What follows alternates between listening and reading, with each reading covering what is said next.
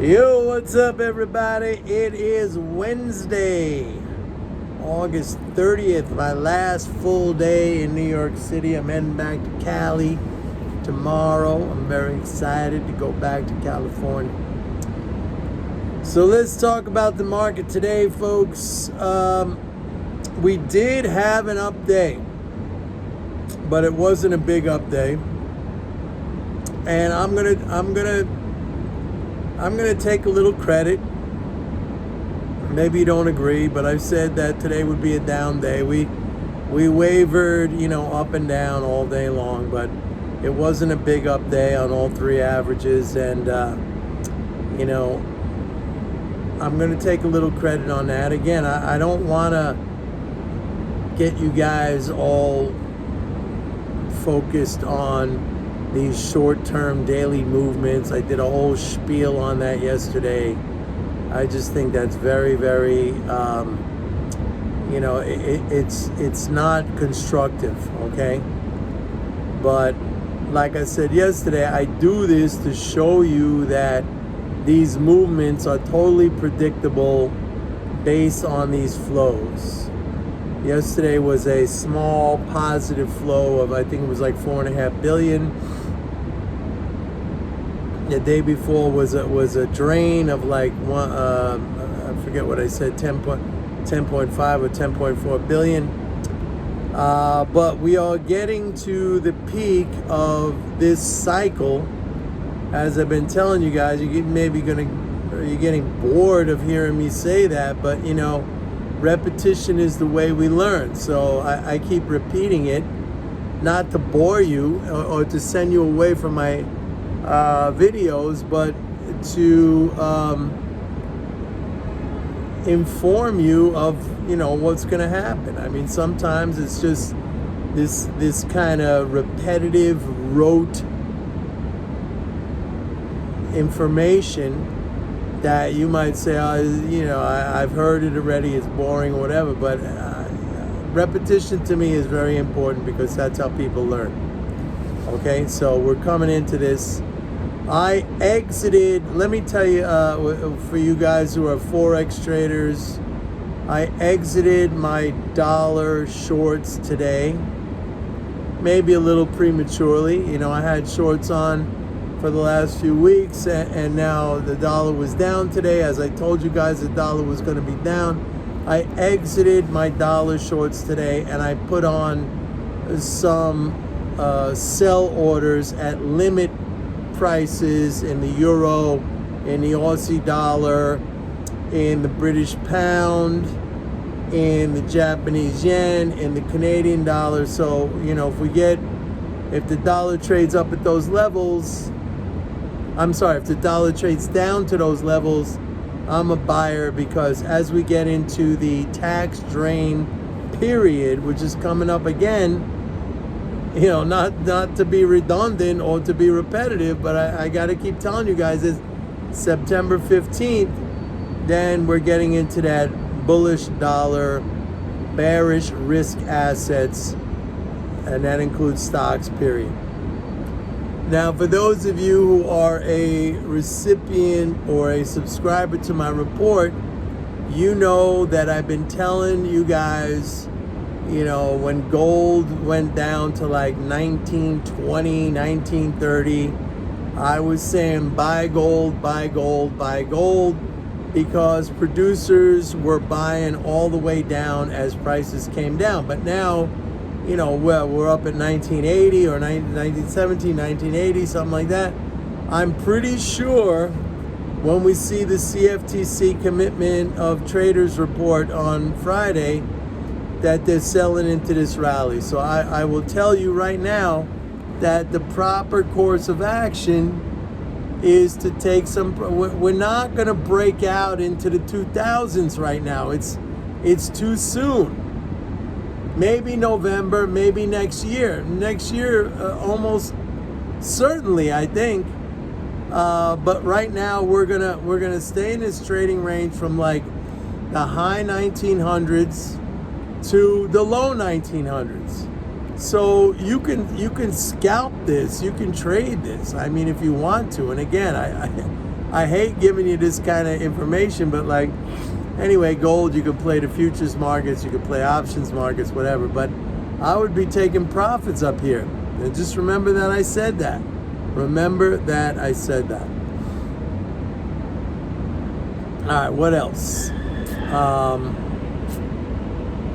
Yeah, so we're coming into this bearish period for the market. We're going to peak out on the fiscal flows. I will take credit for today, even though the market was up. And I said, I don't know, yesterday I said something like there was a 95 or 98% chance that we're going to be down. Okay, we weren't down, but we weren't up by very much. And we were fluctuating all day long, up and down. And, you know, so I'm gonna take some credit for that. You could argue with me if you want, but you know, I've been telling you since last week when we had that big sell-off on Thursday, we're gonna come back. I even did the video, said, is this the top? That was a lead in. That was to bring you in and make you listen to what I had to say. And if you came into that video, if you listened to that video, I said that was not the top. We're going to go back up again. I also said yesterday that Nvidia stock is going to go back over. It's going to hit and surpass the 502 level that all those earnings chasers got whipsawed. Today we got up to like 497, I think, 498. And then it pulled back. I think near the end it was kind of like 491, 492. But don't worry. It's going to definitely take out that level. Now, do I advise buying that stock right now? No. If you don't already own that stock, like I own it from 150, if you don't already own that stock, I do not recommend buying it right now. And even yesterday, I talked about the valuation of Nvidia with a 111 PE. To me, that's way too rich. But I understand that it's a growth stock, and it is they have no competition in the artificial intelligence space, and that's like really blown up. But even given those circumstances, I think I'm gonna sell out if we get back to 502. I mean, what more can I do? I bought it at 150. To make a $350 profit on the stock, I think that's pretty good, right? I more than doubled my money. So, I mean, you can't be greedy in this business. Sometimes, people say, well, when do you sell? I've actually done videos like I've echoed the sentiments or I've highlighted the sentiments of people like Charlie Munger, who is the partner of Warren Buffett, who Charlie Munger says, and I remember watching a video conference where he was a speaker and he was asked that question, like, when do you sell? And he's like, I never sell good assets, but sometimes I sell. If it's like 111 PE to me, that's not. And some of you have been buying my course, MMT and Value Stock Selection. I have a video course. If you're interested, you can go on my website, pitbulleconomics.com, and you can buy that course for $99. And I teach you how to choose stocks. Like, you don't need a stockbroker, and you don't need, like, the worst thing you can do, in my opinion, is to try to find the next Amazon or the next Apple or something like that, and put your money in these really highly speculative stocks that they're losing money. They're small companies. They're new issues, whatever. It's just like, you got these great companies out there, these institutes. The stock market offers you opportunities all the time when it comes down. So it's like, why complicate your life?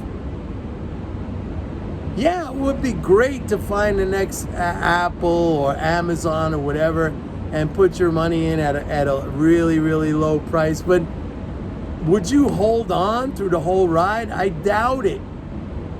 I prefer to look at established companies that are leaders in their industry, that dominate, that even have some kind of monopoly power because of their size, whatever their technology, whatever, and just wait. The market comes down, just like with Nvidia. These idiots sold the market down to 150, 120. You do that. Why do you have to like be Sherlock Holmes looking for the next big thing? You know, look, I think Warren Buffett made most of his big fortune on Coca-Cola, and he brags about that. He's like, that's not a high-tech company. That's like, you know, it's colored sugar water with CO2. But it's all over the freaking world, and he buys it when he bought it when the stock goes down, and he accumulated a massive position. So it's like, why complicate your life? Everybody's looking for the next Apple or the next Amazon. I'm just saying, like, you don't need to do that. You don't need to do that. I've said this before, that this business, this activity of investing is so simple. I really wish they teach that to kids. They teach kids in school like ridiculous shit that is inapplicable to their lives. I actually ran, when my kids were in junior high school, I ran for a what do you call it, like a board membership, or a what do you call that, parent, not the parent teacher, but it was like a more like a board membership. And my speech to the voters who were other parents was like, I'm going to teach your kids financial understanding, financial,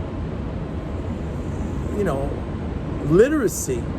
And they just voted me in a second. And I could understand why. Like, this is something that should be taught.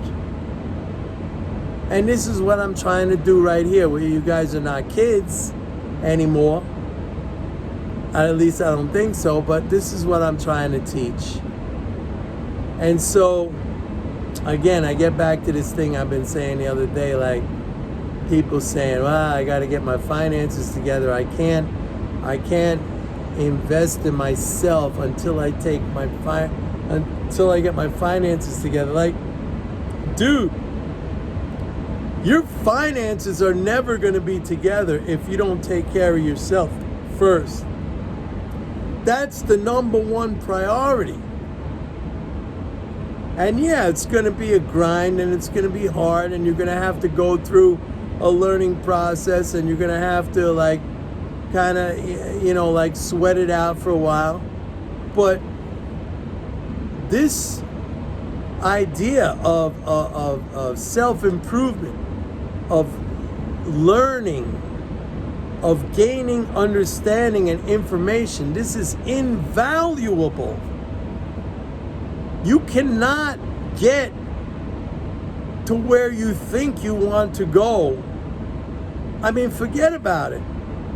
Or to use a New York City term, forget about it. You're not going to get to where you want to go unless you understand that you come first. Not your monthly bills or anything. I mean, there's no way. And by the way, if you put that first, then you're basically putting yourself in prison. It's like a debtor's prison, and you're never, ever going to get out of it, okay? And I don't want to be like super negative on you guys. I want to encourage you to grow and prosper. But if that is your mentality, you got to take care of your obligations first, and you are last, you're way down on the totem pole.